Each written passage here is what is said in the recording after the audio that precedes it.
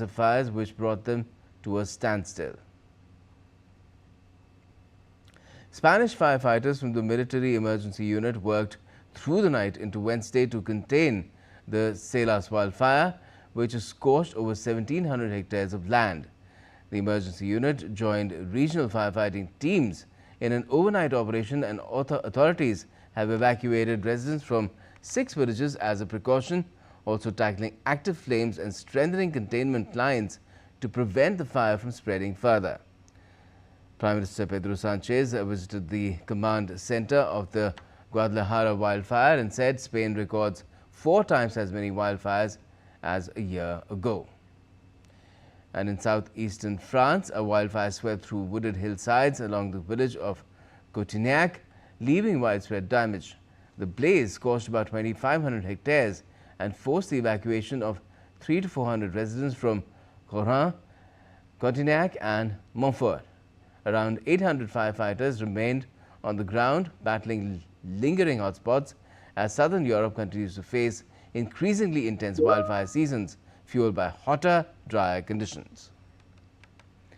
And for more on this, let's go across to Thomas Sparrow, joining us from our partners DW in Berlin. Good afternoon and good evening, in fact, rather, Thomas, here in Delhi to you.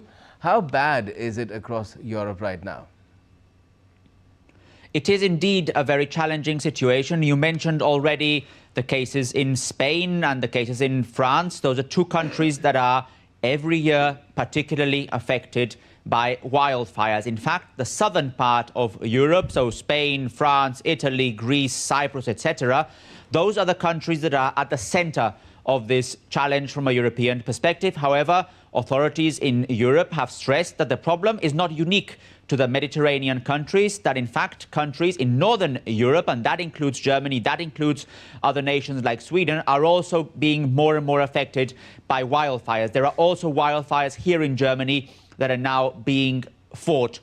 What this means from a European perspective is that in general, in this year alone, there have been more than 1,000 wildfires. This is below the record of 2025. 2025 was a record-breaking year in this term, but 1,000 wildfires in 2026 is above the long-term average.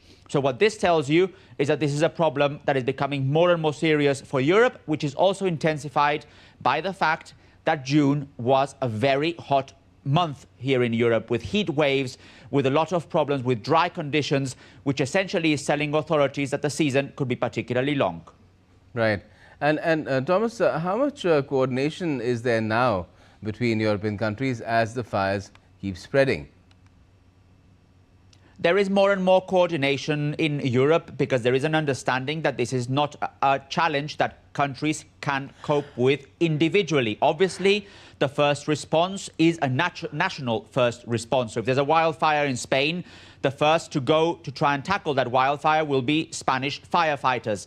But European Union officials have stressed that there's an emergency mechanism whereby if a country is overwhelmed, it can specifically request immediate assistance from other European nations. And Europe has stressed that it has launched the biggest operation of its kind to precisely try and be prepared in this regard. So there are around 700 firefighters that have been pre-positioned specifically in countries that are particularly at risk, so that when the fire comes, when the fire starts, those firefighters with their airplanes, with their helicopters can actually be fast there to try and tackle it quickly instead of having to travel first to the region and do so. So it's this emergency preparedness that is at the heart of how Europe is trying to tackle this issue together among the different countries in the European Union. Okay. Now, Thomas, wildfires are not new, but they do seem to be getting worse. What are the authorities doing to prepare for future fire seasons and reduce this risk? So European officials have stressed that the wildfire season is starting earlier, that the damages are even... Mein Professor hat uns mit dieser Excel-Aufgabe eine Challenge gestellt. Bringt diese falsch formatierten Namen wieder in ihre richtige Groß- und Kleinschreibung. In unter 30 Sekunden. Und ich dachte mir so, in unter 30 Sekunden? Dann ist mir ein Hack aus dem Excel-Seminar der Hochschulinitiative eingefallen. Einfach das hier eingeben, Zelle auswählen, auf die gesamte restliche Spalte ziehen. Fertig. Wenn du denkst, dass auch deine Excel-Skills einen kleinen Boost vertragen könnten, dann melde dich doch zum kostenlosen Seminar an.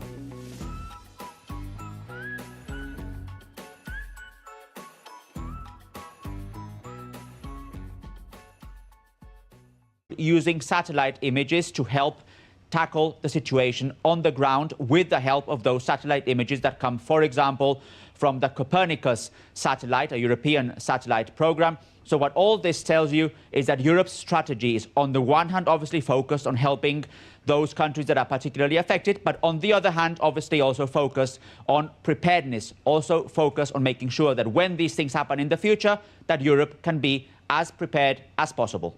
All right, let's hope it works and helps with this situation, because it's not going away anytime too soon. Thanks a lot for joining us for the moment, Thomas.